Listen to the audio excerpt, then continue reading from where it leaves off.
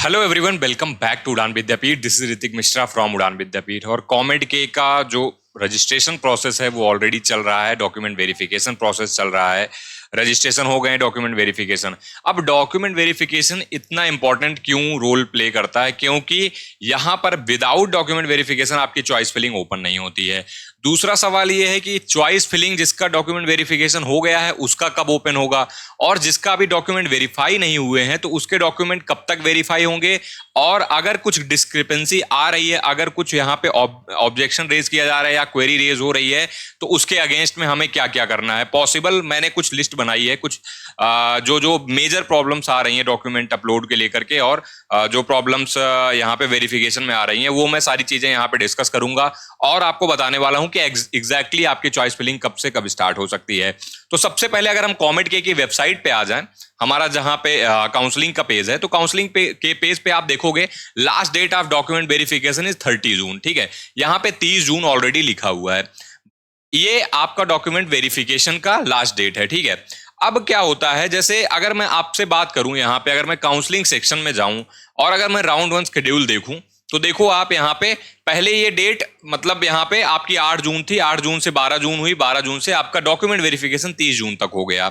अब अगर इस सिनेरियो में मैं बात करूं, अगर तुम 2025 की काउंसलिंग में जाकर के देखो, ठीक है, अभी मैं पहुंचता हूं 2025 की काउंसलिंग। अब मैं तुम्हारे इस सवाल का जवाब देने पे आता हूं कि तुम्हारी चॉइस फिलिंग कब से स्टार्ट हो रही है। ठीक है, चॉइस फिलिंग कब से स्टार्ट होगी या कब से स्टार्ट हो सकती है, उस पर आता हूं। तो अगर मैं यहां पे काउंसलिंग में पहुंचता हूं, काउंसलिंग 2000, अगर मैं यहां पे आपको 2025 ले चलूं, तो आप देखो, अगर 2025 के स्केड्यूल को आप हम जा करके देखें और चेक करें यहां पे, तो आप देखोगे यहां पे भी सिमिलरली कुछ ऐसे ही हुआ था। पहले आपका यहां से 4 PM 9 जून से स्टार्ट हुआ, 18 जून तक आपका बोला गया था कि वेरिफिकेशन की लास्ट डेट है, डॉक्यूमेंट वेरिफिकेशन हमारा 18 जून होगा।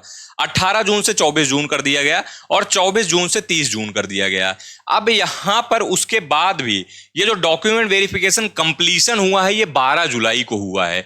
तो यानी 30 जून तक आपके डॉक्यूमेंट वेरीफाई किए गए हैं, मतलब लोगों ने अपलोड भी किए हैं, जिनकी क्वेरी रेज हुई उन्होंने अपलोड किए, जिनका कुछ डिस्क्रिपेंसी आया था उन्होंने अपलोड किया, जिनका गलत था उन्होंने अपलोड किया। अब जैसे बहुत लोगों की RT आई हुई थी, बहुत लोगों के क्या था, उन्होंने उनको वो फिर से एग्जाम के लिए अपीयर हो रहे हैं। बहुत सारे लोग क्या है कि अपनी जो मार्कशीट है अभी जो इंप्रूवमेंट वाली है वो नहीं आई है, तो कोई NIOS बोर्ड दे रहा है तो NIOS का भी रिजल्ट नहीं आया, तो ऐसे बहुत सारे डॉक्यूमेंट्स पेंडिंग रह जाते हैं।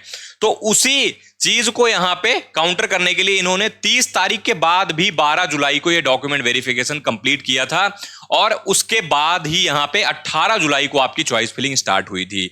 तो सिमिलरली अगर मैं बात करूं 2026 की काउंसलिंग की बात करूं, तो जैसे ही आप राउंड 1 के शेड्यूल में जाओगे, राउंड 1 पे आप क्लिक करोगे, तो आप देखोगे कि आपको केवल डॉक्यूमेंट वेरिफिकेशन लास्ट डेट 30 जून दिख रहा है, और ये भी बोला गया है the above schedule is subjected to change, यानी कि ये भी चेंज भी हो सकता है। मैं आपको बता दूं यहां से क्या होगा, यहां से डॉक्यूमेंट वेरिफिकेशन कर ये दिया गया है, लेकिन इसके कंप्लीशन में आपको फिर से 10 दिन या 1 हफ्ते का टाइम दिया जाएगा, एंड उससे 3-4 दिन का टाइम और दिया जाएगा। उसके बाद जाकर के आपकी चॉइस फिलिंग स्टार्ट होनी है। बहुत सारे लोगों के मन में कंफ्यूजन था चॉइस फिलिंग कब से स्टार्ट होगी, एग्जैक्टली कब क्या होगा, क्योंकि और एक इसके साथ साथ एक प्रॉब्लम और आती है, एक समस्या और आती है कि चॉइस फिलिंग तो लेट स्टार्ट हो रही है, तो क्या इससे हमारा कोई नुकसान तो नहीं हो रहा है? अदर काउंसलिंग्स ऑलरेडी चल रही हैं, ऑनगोइंग है, लोग वहां पे एडमिशन ले रहे हैं। अगर मैं केवल कॉमेडी के में पार्टिसिपेट कर रहा हूं तो क्या मेरे लिए ये वर्थ इट है? ऐसा तो नहीं है कि मुझे बाद में यहाँ पे डिले होता जाए और सारी काउंसलिंग निकलती चली जाए और बाद में मैं यहाँ पे एडमिशन ना ले पाऊं। तो ऐसे के लिए सबसे इंपॉर्टेंट ये है, 2-3 चीजें हैं जो आपको ध्यान रखना है। सबसे पहले तो आपकी अपनी रैंक आइडेंटिफाई करनी है, आपकी रैंक पे एक्चुअली कॉलेजेस क्या मिल रहे हैं कॉमेडी के में। अगर आपकी रैंक पे कॉलेज अच्छे मिल रहे हैं देन डेफिनेटली आपकी प्रायोरिटी कॉमेडी के होनी चाहिए। बट अगेन मैं बोलूंगा आपके पास एक बैकअप ऑप्शन होना चाहिए।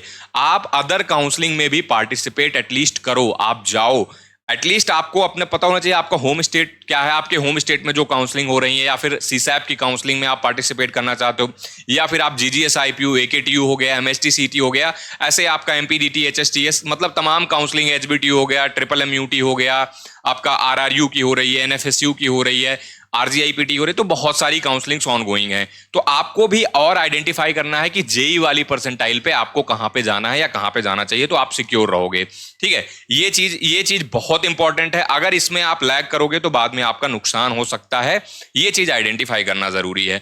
अगर एक बात ये भी बोल दूंगा, अगर आप किसी के मेंटरशिप में नहीं हो, कोई अगर आपको यहाँ पे गाइड नहीं कर रहा है काउंसलिंग के लिए, तो ध्यान रखना गलती होने के चांसेस बहुत ज्यादा हैं।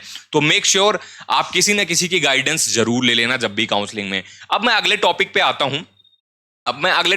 हूं। जैसे यहाँ पे अब बहुत सारे कैंडिडेट जब अपने प्रोफाइल इनरोल करोगे, तो अपनी प्रोफाइल इनरोल करने के बाद आपके डॉक्यूमेंट वेरिफिकेशन स्टेटस देखना कैसे है कि मेरा डॉक्यूमेंट वेरिफिकेशन हुआ कि नहीं।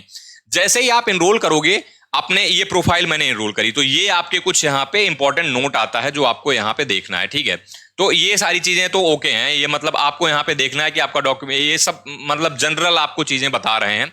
अब आता है आपको डॉक्यूमेंट अपलोड वाले सेक्शन में, तीसरा सेक्शन है डॉक्यूमेंट अपलोड। ठीक है, अब जैसे ही आप यहाँ पे अगर डॉक्यूमेंट अपलोड वाले सेक्शन में आओगे और यहाँ एप्लीकेशन स्टेटस पे आप चेक करोगे जाकर के, तो अगर यहाँ पे अप्रूव आ रहा है, देखो दो तीन चीजें आएंगी, या तो आपका डॉक्यूमेंट अप्रूव आ जाएगा, या तो रीसबमिट का ऑप्शन आ रहा होगा, या तो फिर आपका रीसबमिटेड लिख के आ रहा होगा। रीसबमिटेड का मतलब है कि आपने ऑलरेडी रीसबमिट कर दिया है, रीसबमिट का मतलब है कि आपको फिर से यहाँ पे रीसबमिट। अगर इस केस में आपका रीसबमिट का ऑप्शन आ रहा है, तो यहाँ पे एक एक्शन बटन आएगा जिसपे क्लिक करके आप क्या कर सकते हो, उसको रीसबमिट कर सकते हो।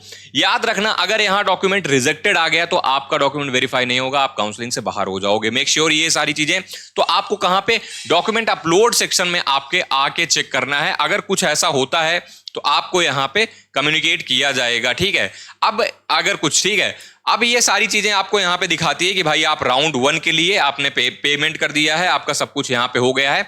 तो ओवरऑल अगर यहां पे बात करें तो एप्लीकेशन डिटेल आपको यहां पे दिखाएगा कि भाई एप्लीकेशन स्टेटस, पेमेंट सक्सेस वगैरह, ये सब चीजें आपका यहां पे दिखा देगा। ठीक है, तो ये हो गई आपकी इसकी बात जो है आपको डॉक्यूमेंट वेरिफिकेशन स्टेटस चेक कर से करना है।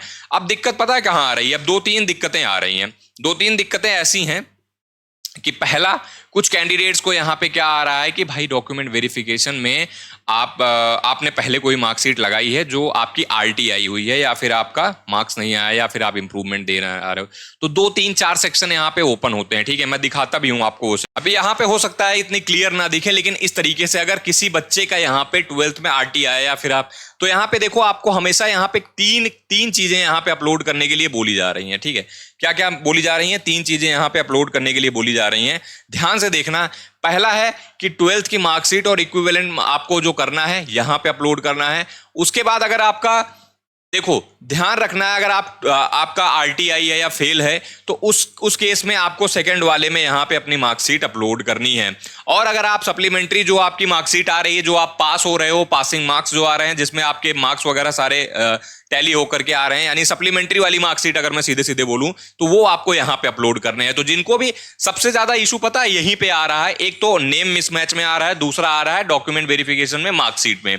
तो मार्कशीट के लिए जो भी लोग इंप्रूवमेंट दे रहे हो, जो भी लोग सप्लीमेंट्री दे रहे हो, तो उनको हैरान होने की जरूरत नहीं है। आपके पास कुछ ऐसे तीन यहां पे आएंगे, और इन तीनों को क्या करना पड़ेगा, आपको इनको वाइजली आपको अपलोड करना पड़ेगा। बाकी जिनके में यहां पे कुछ लोगों का ऐसा आ रहा है कि नेम मिसमैच है, तो जो नेम मिसमैच वाले हो उनको क्या करना है, उनको भाई अपना एक एफिडेविट साथ में अपलोड करना है। अब कुछ लोगों का क्या आ रहा है ना कि भाई पूछा जा रहा है कि अपने मार्कशीट के साथ, पूछा क्या, ये करना ही करना है, मार्कशीट के साथ आपको अपना एडमिट कार्ड भी साथ में उसी में अटैच करके, एडमिट कार्ड को क्या करना है, PDF बना करके अटैच करके आपको अपलोड करना है, देन आपका अप्रूव हो जाएगा। ये चीज आपके एक्शन आप देखोगे तो एक्शन में आपको लिखी मिलेगी। तो इस तरीके का कुछ यहाँ पे ऐसी दिक्कतें आ रही, तो जो भी पॉसिबल दिक्कतें थी उनका ये सॉल्यूशन है। सबसे पहले तो आप मार्कशीट अपलोड कर रहे हो तो अपना एडमिट कार्ड जरूर उसमें करके अपलोड करो, मतलब आप कंबाइन करके दोनों PDF बना के अपलोड करो, वेरीफाई हो जाएगा। अगर नाम में कुछ मिसमैच है या आपने गलती करी हुई है तो उसके लिए एफिडेविट लगाना पड़ेगा, ये ध्यान रखना, जो नेम मिसमैच वाले आ आ रहे हैं। और जिनके में 2-3 मार्कशीट का ऑप्शन आ रहा है, ध्यान रखना।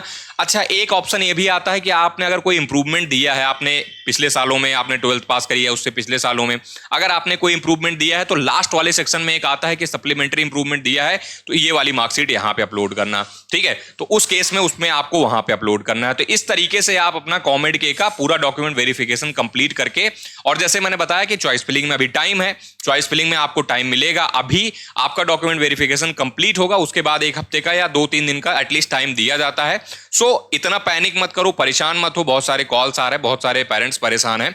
तो ये चीजें आपको इस तरीके से टैकल करनी है और आराम से हो जाएंगी। बाकी अगर आपको लगता है कि कुछ चीजें गड़बड़ हो सकती हैं या कुछ अगर यहां पे भी अगर कुछ इशू आ रहा है तो आपको क्या करना है, उड़ान विद्यापीठ पे आप हमसे डायरेक्टली कांटेक्ट कर सकते हो, ठीक है, पहली बात। और दूसरा, आप हमारा यहाँ पे काउंसलिंग प्रोग्राम भी इनरोल कर सकते हो। सबसे पहले तो अगर आपको देखो कुछ पूछना है तो आप यहाँ पर जा करके अपना एक फ्री कॉल बुक कर सकते हो, जहां पे हमारे कॉमेड के जो मेंटर होंगे आपसे कनेक्ट कर लेंगे, आपसे बात करेंगे, जो भी इश्यूज है आपके वो सॉल्व कराएंगे, ठीक है। और अगर आप चाहते हो कि आपकी पर्सनलाइज्ड तरीके से काउंसलिंग हो जाए विदाउट किसी दिक्कत, तो आप कॉमेड के का प्रोग्राम एनरोल कर सकते हैं।